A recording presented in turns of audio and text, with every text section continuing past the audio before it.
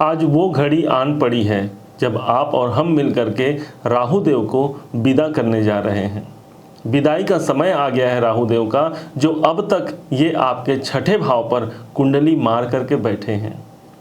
वास्तव में देखा जाए तो 12 अप्रैल सन 2022 का वो दिन था जिस दिन से लेकर के अब तक यही राहु देवता आपके छठे भाव पर विद्यमान है।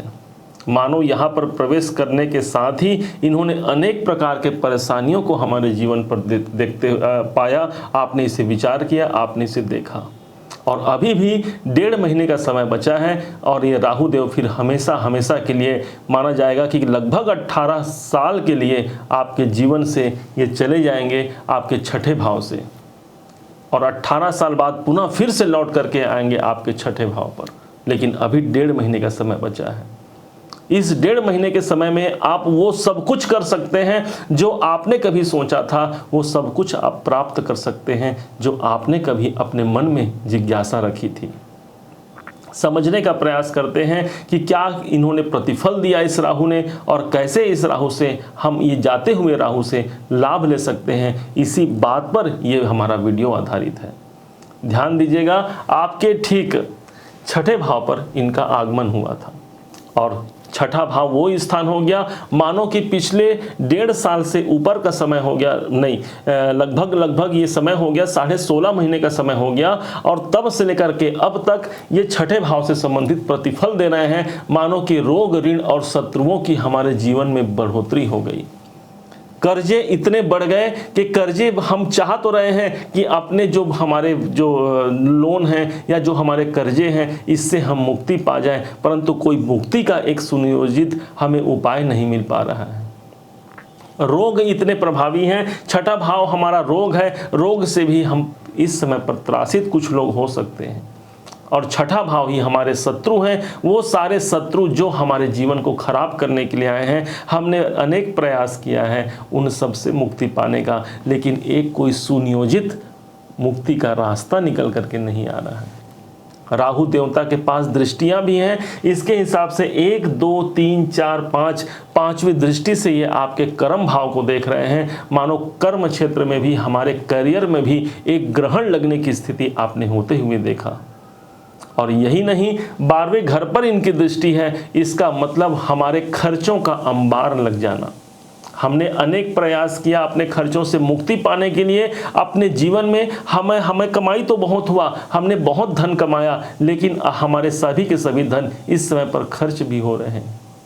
अब ध्यान दीजिएगा, इस राहु के पास जो अगली दृष्टि है, ये 7वीं 8वीं 9वीं दृष्टि है, वो आपके स्वयं के धन का भाव है।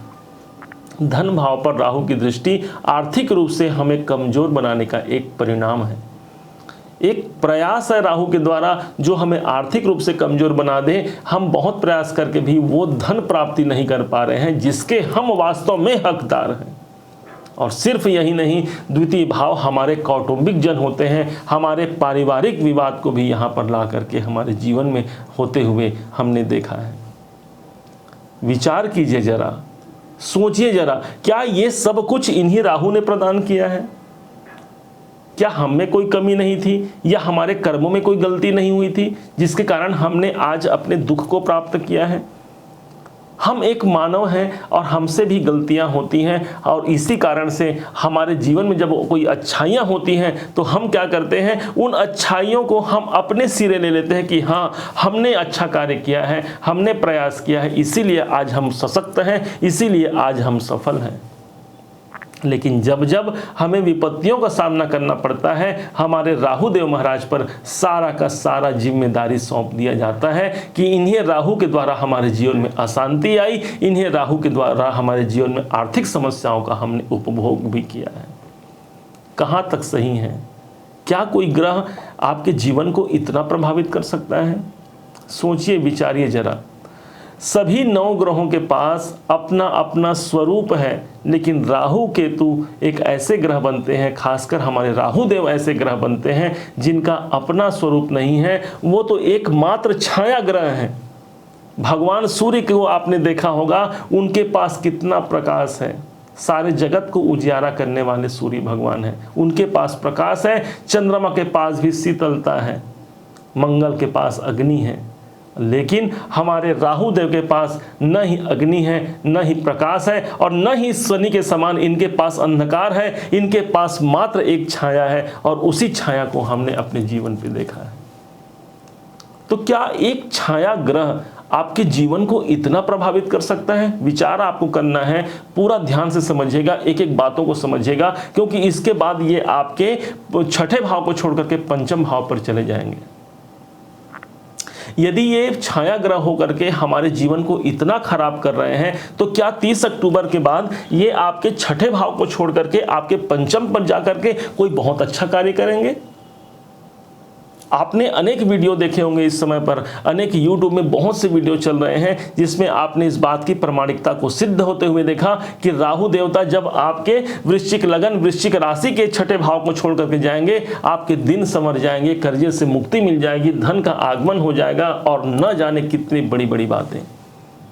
लेकिन क्या वो सत्य होंगी? सभी बातों को समझने के लिए आपको सब को छोड़ करके सिर्फ और सिर्फ एक राहु पर आपको ध्यान केंद्रित करना होगा। यदि आपने इस राहु को समझ लिया तो दशा में हो या अंतर दशा में हो, प्रत्यांतर दशा में, सूक्ष्म में, प्राण में, किसी भी दशा में ये राहु देवता हो, सदैव आपको अच्छा प्रतिफल देंगे। कुंडली में कहीं पर भी ये राहु देव बैठ सकते हैं आपकी कुंडली पे, वहां भी आपको अच्छा प्रतिफल देंगे। बस बात यह है कि हम उसे जान तो जाएं भाई। हमारी बाधा, हमारी समस्याएं तभी तक होती हैं जब तक हम उसे जान नहीं पाते। हमारे कष्ट होते हैं कुछ, और जिस दिन जिस समय आप जान जाते हैं कि हाँ मुझे कष्ट इस कारण से प्राप्त हो रहा है, आपके आधे कष्ट तो यूं ही चले जाते हैं। और उसी प्रकार से अभी 1.5 महीने का समय बचा है। अभी भी बारंबार आपके जीवन को अच्छा बनाने के लिए ये राहुदेव प्रयत्नशील हैं, आप ये मानिए। कैसे प्रयत्नशील हैं, इस बात को, प्रामाणिकता को अब हम भी आपको बताने जा रहे हैं। राहु देवता आपने सुना छाया ग्रह है। दूसरी ओर राहु के पास शरीर नहीं है, उसे एक शरीर की तलाश होती है। छाया कौन है? तो छाया आपने देखा है कि यदि कोई छाया कहीं पर दिख जाए तो हम उस छाया से भयभीत हो जाते हैं, डर जाते हैं। भले वहां पर कोई भूत ना हो, लेकिन हमें एक आभास हो जाता है वही ये राहु है। और जबकि कुछ होता नहीं, वहां कोई भूत होता नहीं, लेकिन हम जिस प्रकार से डर जाते हैं मानो वो भूत, वो साया हमारे अंदर प्रभावी हो गया। और जिस समय पर इस छाया से हमने डट करके मुकाबला किया, तभी ये छाया आपके संग होकर के आपके कार्य को आगे बढ़ाने के लिए आपके संग संग चलेंगे और आपके जीवन को कहां से कहां पहुंचा देंगे, इस बात को आप समझिए। राहु जब यहां पर उपस्थित हैं और साथ में अभी आपने देखा कि देवगुरु बृहस्पति भी आपके छठे भाव पर ही चल रहे हैं, गुरु भी यहीं चल रहे हैं। अब जो आपके पंचमेश गुरु हैं वो छठे भाव में राहु के संग बैठे। आपने सुना कि गुरु राहु का एक चांडाल योग भी आपके जीवन पर पड़ गया। तो गुरु कौन है? तो गुरु ज्ञान है, और राहु कौन है? तो राहु गंदा है। तो ज्ञान को गंदा करने का कार्य क्या ये राहु देवता गुरु देवता के साथ मिलकर के करेंगे?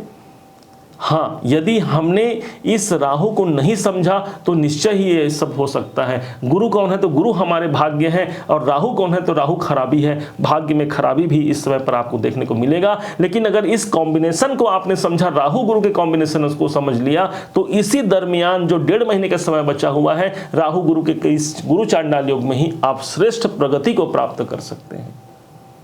गुरु मतलब भाग्य आप मानिए, और राहु का मतलब ये समझिए कि राहु एक बौछार है, एक बढ़ोतरी है, एक अशांत है। तो जब तक हमारे भाग्य में हमें प्राप्ति नहीं हो जाती, हमारे भाग्य में जो कुछ भी लिखा है परमात्मा ने उसकी प्राप्ति हमें नहीं हो जाती, तब तक हमारा मन अगर शांत नहीं हो रहा है तो हाँ, आप उसके पॉजिटिव रास्ते पर चल रहे हैं।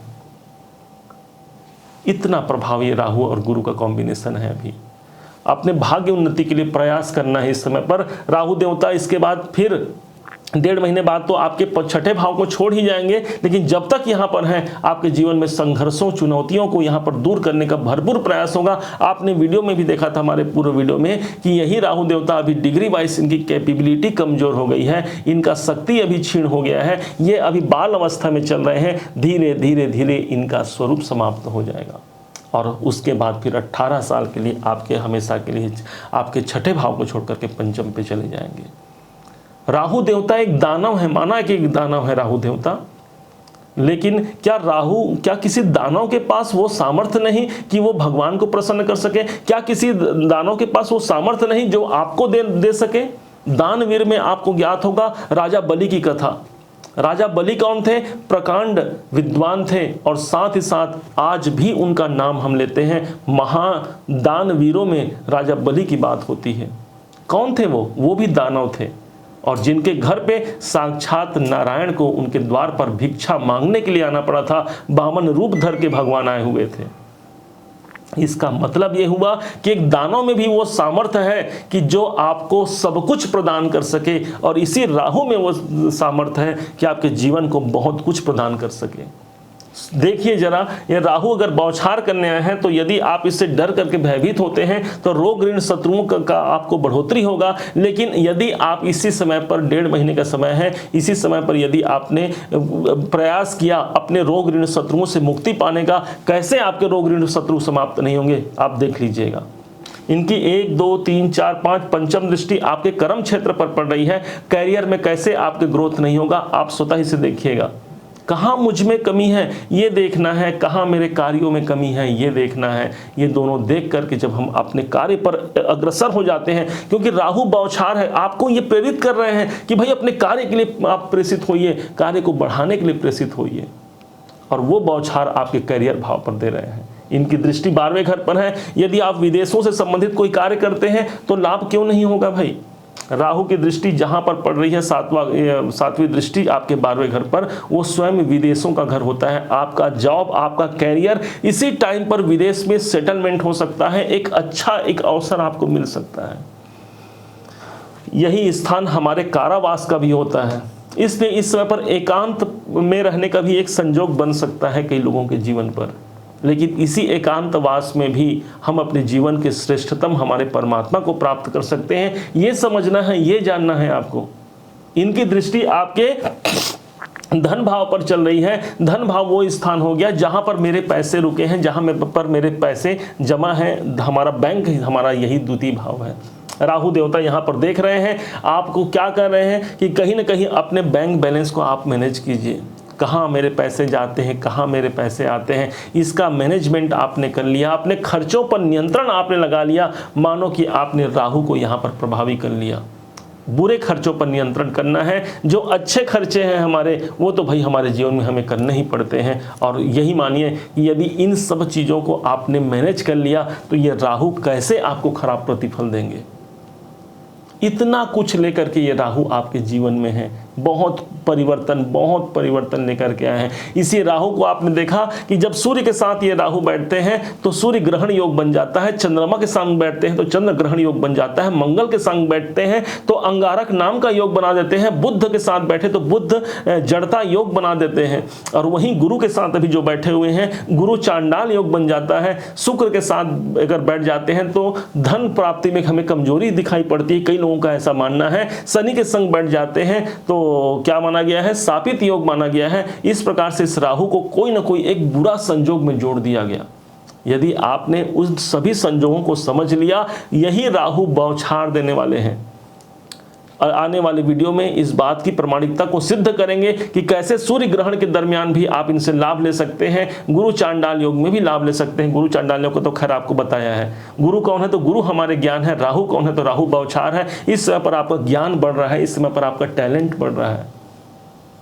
भले वो हमारी परेशानियों का एक कारण हो सकते हैं ये राहु, लेकिन ये मानिए कि 1.5 महीने में जाते जाते आपने एक बात भी सुना होगा कि राहु जाते जाते बहुत कुछ प्रदान करके जाते हैं। 1.5 महीने का समय है, ये आपने इस राहु के उपाय को किया, आपने इस राहु को समझ लिया। मैं तो कहता हूँ उपाय से बड़ा है किसी ग्रह को समझना।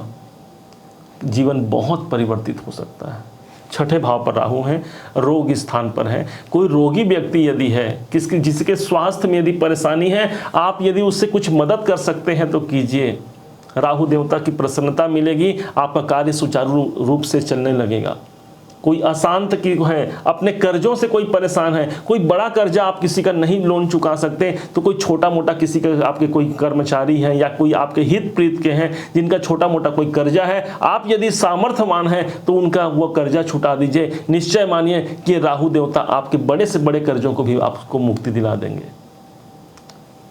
छठा भाव शत्रुओं का भी होता है। तो यदि किसी के शत्रु अधिक बढ़े हुए हैं तो इस टाइम पर उनका कोई सुलह करा दीजिए, आपके राहु देवता आपके काम करेंगे और यही राहु देवता बहुत कुछ निकाल करके आपके जीवन में दे जाएंगे। इसी दरमियान, इसी 16.5 महीने के दरमियान, इसी 1.5 साल के मध्य समय में लाखों करोड़ों लोग ऐसे हैं जो लाखों करोड़ों कमा रहे हैं, बहुत बड़ा अपना सम्मान और अपने प्रभुता को प्राप्त कर रहे हैं। आप यदि उससे वंचित हैं, इसका मतलब हमने इस राहु को नहीं समझा। उम्मीद है कि इस राहु से आप बहुत कुछ प्राप्त कर पाएंगे। इस वीडियो के माध्यम से, इस कार्यक्रम के माध्यम से आपको समझ में आया होगा कि राहु वास्तव में आपके जीवन को कितना अधिक बढ़ा सकते हैं।